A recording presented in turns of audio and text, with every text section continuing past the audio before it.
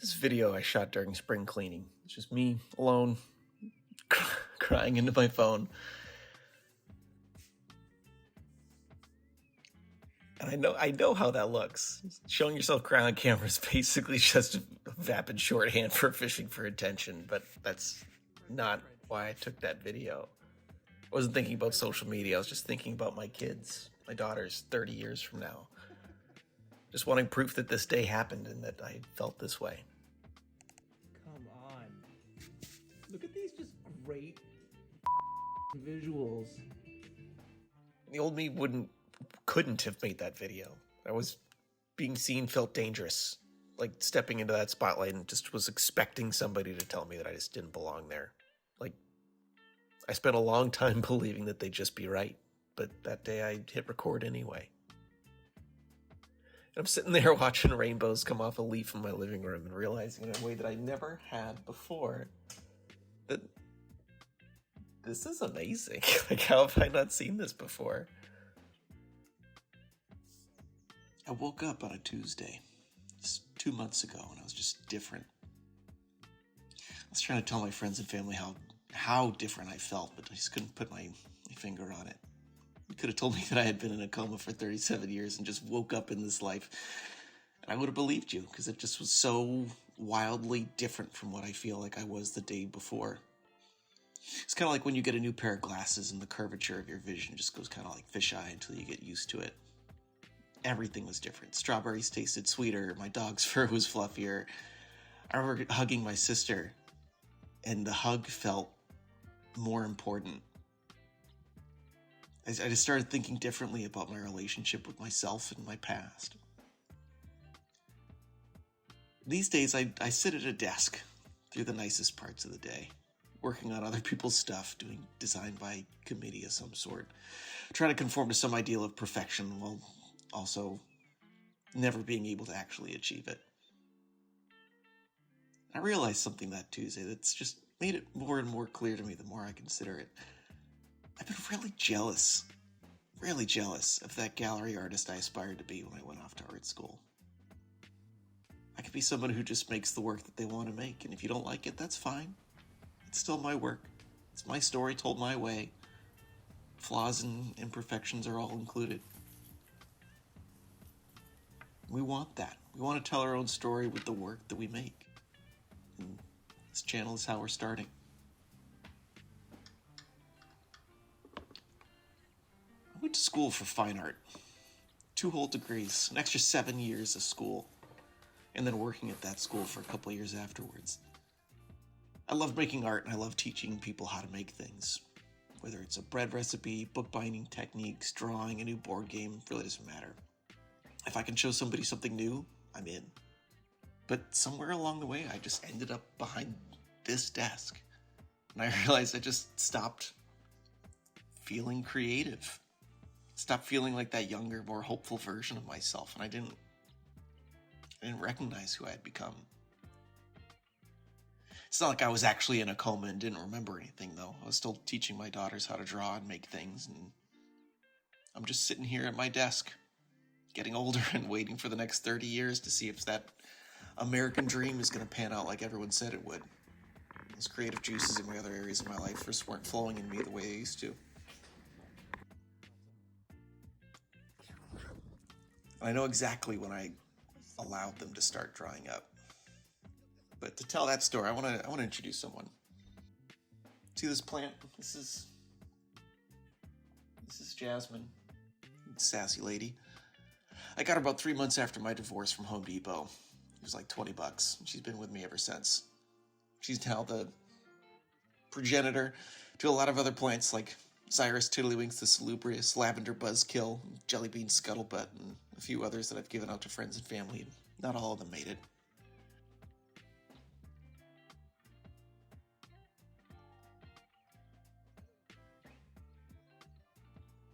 She's had dead leaves, broken branches. She's been covered in thrips.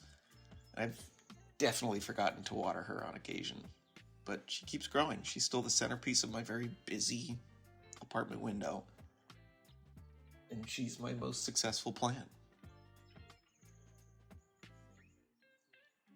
And on that Tuesday, there were rainbows coming off this plant through the screen of my apartment. Just glimmer and sheen and shine and just the splendor of color that I was just noticing differently that day.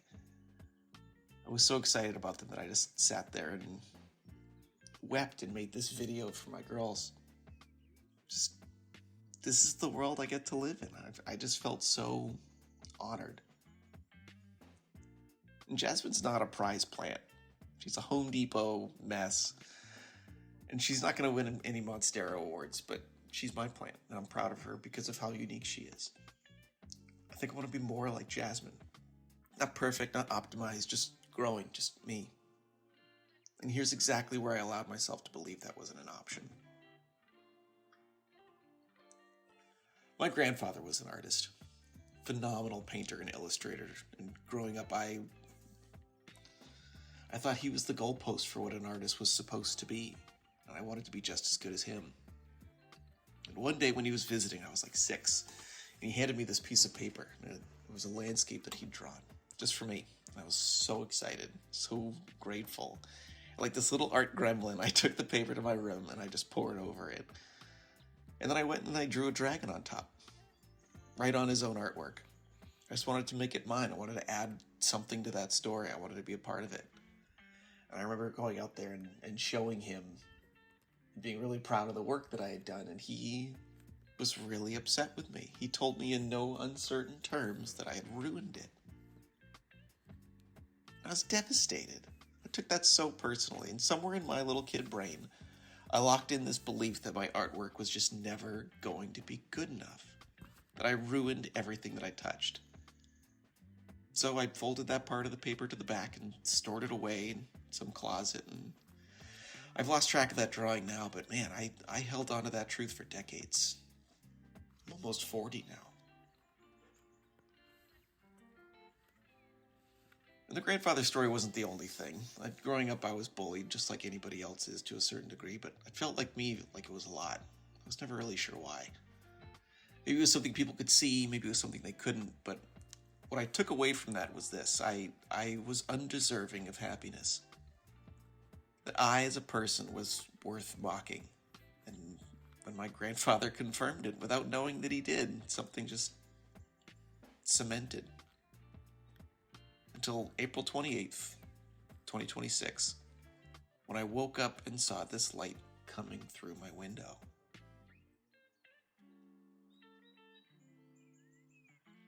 I've been in therapy for less than 2 years. About 2 months ago, I woke up on that Tuesday and I just felt different. On that Tuesday, I started inhabiting my own body. I started feeling confident and just excited about life. I was seeing and feeling things with fresh eyes.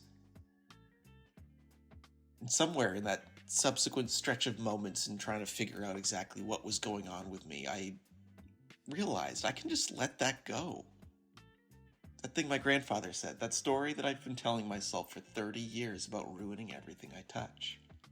I can just let it go. Because here's what's actually true. I have 2 degrees in fine art. I'm really good at what I do. I'm not perfect. I've had chapters that didn't end the way that I'd planned, but I work hard at these things that I love. I'm better than I've allowed myself to believe. And it turns out I was just growing this whole time, just like Jasmine. So this is hot business. The channel that Erika and I are starting together.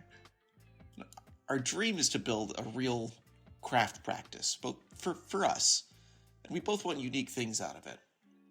I want a teaching studio to host small bookbinding classes, letterpress classes, right here in Portland, Maine. And Erika wants to continue to get back in touch with her creative side while she preps for medical school. We both want to just relieve ourselves of the constant struggle to feel energized about ourselves at the end of the day.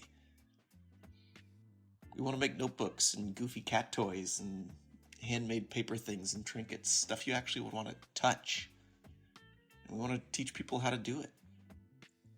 And to be totally honest, we have no idea what we're doing.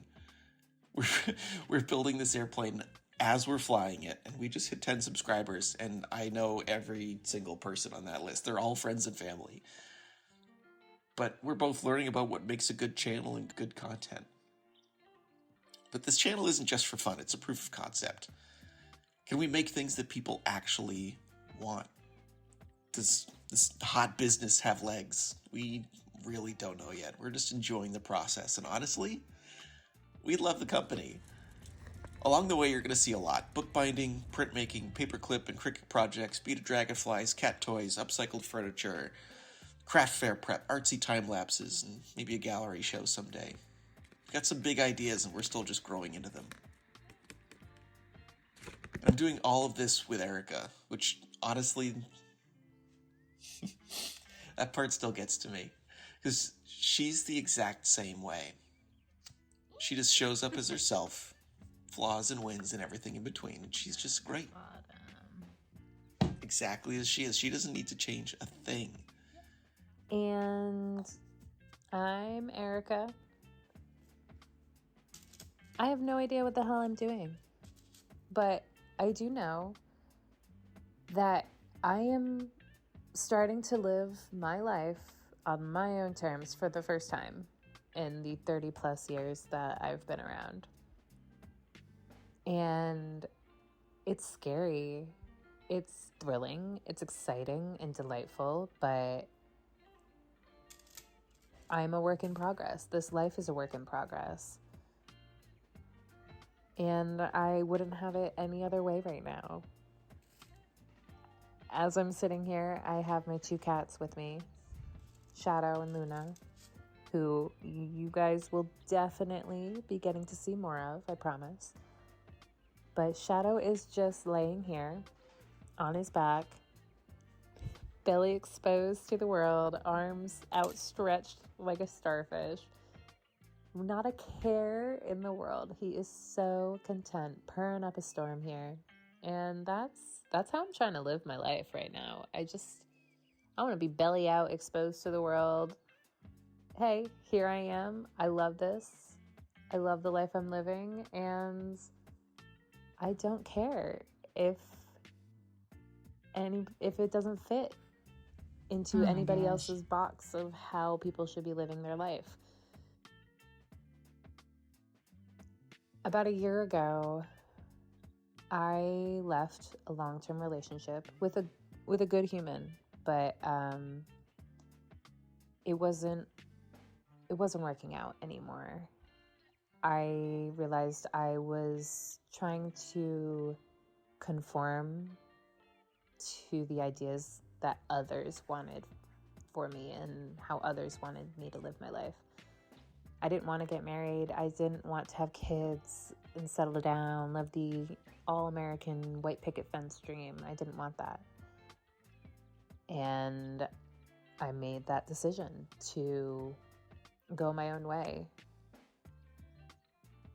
And if it was difficult, and I'm still picking up the pieces of that. But I'm very content with the decision I made. And here I am, just trying to figure out what the rest of my life is going to look like. What to do with all these wires? And this channel is kind of a way to supplement, I guess, that life. A release of sorts, I suppose. And hey, I'm just over here making hot garbage. And if people want to see my hot garbage, awesome. If not, adios amigos. Have a great life. And I'm so excited that I get to be doing this with Geoff. He has been such a creative, inspiring force to be reckoned with. Really just so many ideas, so many good things coming out of this kind human being. And I'm so excited to do this alongside him.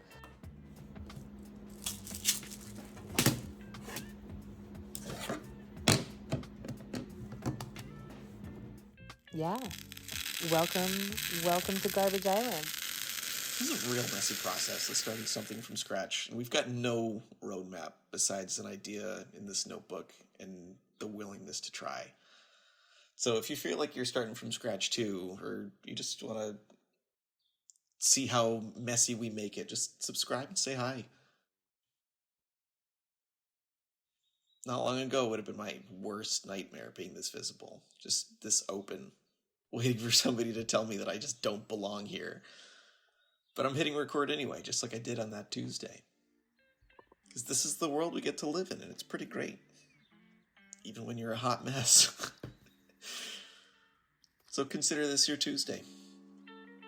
Climb aboard. You're in for a treat. Let's go make some hot business.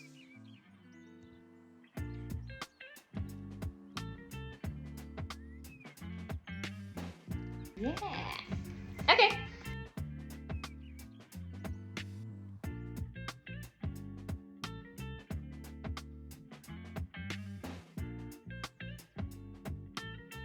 Yeah. Hello. Hi. Ooh. Oh, maybe that is kind of the way That it's supposed to. That looks is. nice. That Actually, does can look nice. just slowly slide. Oh, I guess it can be anywhere, really. This is a lot. Yesterday, he taught me how to catch girls. Nope, catch fish.